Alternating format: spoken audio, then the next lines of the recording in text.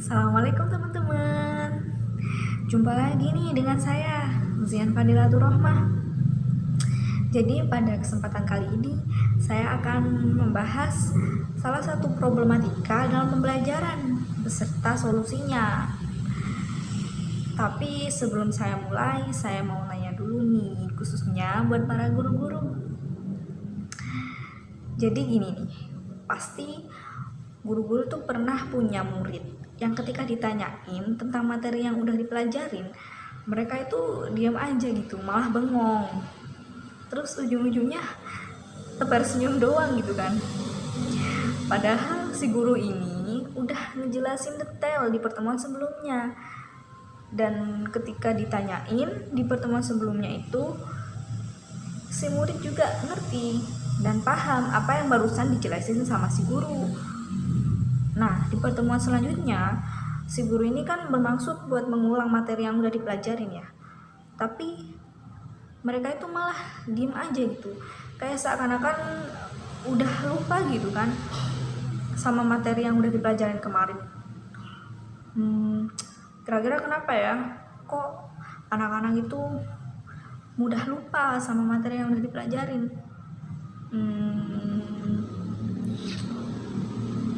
Yuk, cari tahu penyebabnya dan kita temuin solusinya.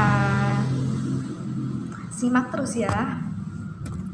Jadi kenapa sih anak-anak itu mudah lupa sama materi yang udah diajarin guru di sekolah? Nah, di sini saya membagi menjadi dua penyebab murid itu mudah lupa apa yang diajarin oleh guru. Penyebab yang pertama yaitu penyebab internal atau dari dalam diri anak tersebut. Yang kedua, ada penyebab eksternal, yaitu penyebab dari luar diri anak tersebut. Nah, jadi langsung aja nih pada penyebab yang pertama, yaitu penyebab internal atau penyebab dari dalam diri anak itu. Nah, sebenarnya tuh banyak banget ya penyebab internal itu, tapi saya cuma menyebutkan dua yang ini sering terjadi pada anak-anak. Yang pertama yaitu kurang tidur. Nah, kita semua tahu kan kalau anak-anak itu suka-sukanya banget bermain gitu. Jadi mereka itu habis pulang sekolah gak malah tidur, malah main sama temennya gitu kan. Padahal kalau otak itu kurang istirahat, jadi kerja otak itu juga kurang optimal, dan ini yang berpengaruh membuat anak itu mudah lupa. Yang kedua, ada kurangnya oksigen dalam otak. Nah, kalau aliran darah itu nggak lancar, otomatis otak itu juga bekerjanya tuh kurang optimal gitu. Jadi terganggu gitu kan.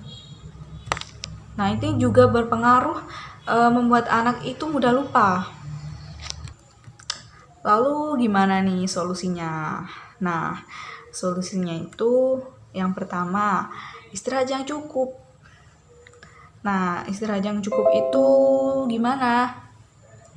Jadi tidur itu umumnya 7-8 jam. Nah, itu membuat otak kita itu lebih optimal. Dan ini berdampak baik buat kemampuan mengingat anak tersebut. Yang kedua, yaitu sering olahraga gitu. Jadi dengan olahraga itu aliran peredaran darah itu jadi lancar. Dan otomatis otak itu menerima banyak oksigen juga. Dan itu membuat otak juga bekerja secara optimal. Nah, minimal itu olahraga itu 4 kali seminggu. Dan minimal juga itu 30 menit.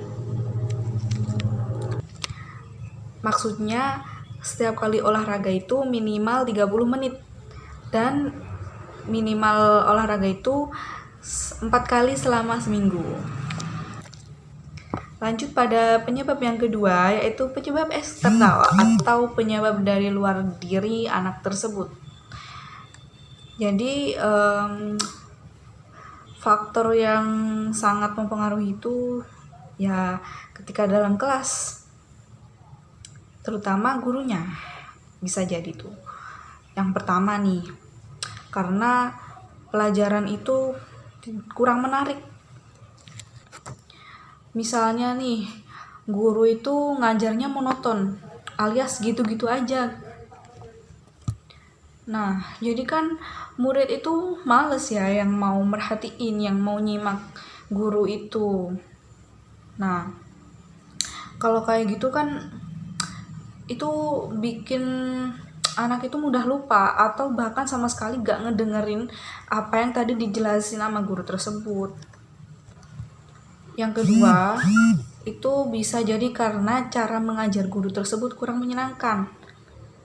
Ya, misalnya dalam kelas itu murid cuma disuruh duduk ngedengerin guru jelasin ceramah gitu, terus nggak ada reaksi-reaksi atau sesuatu hal yang dibikin guru itu menghidupin kelas gitu.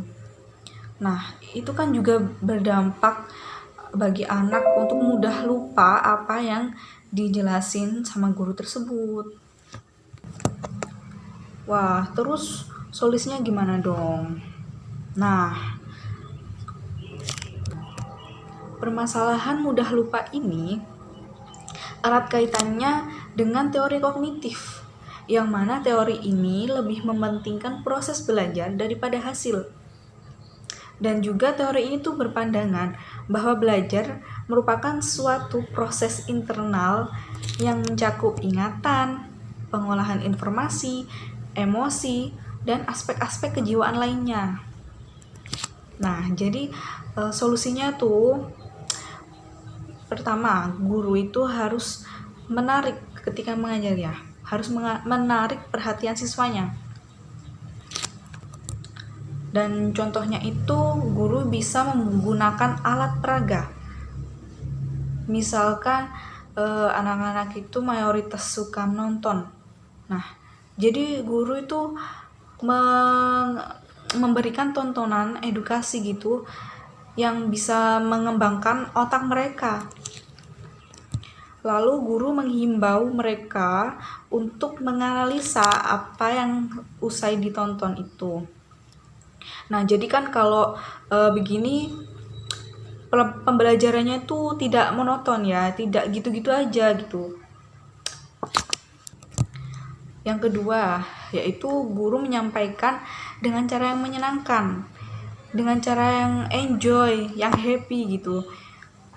Jadi bukan dengan hanya metode ceramah, murid duduk mendengarkan.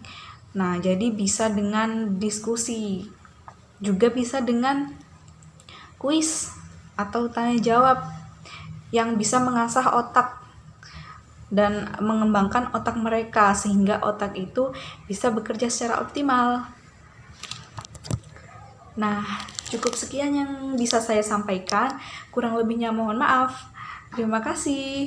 Wassalamualaikum warahmatullahi wabarakatuh.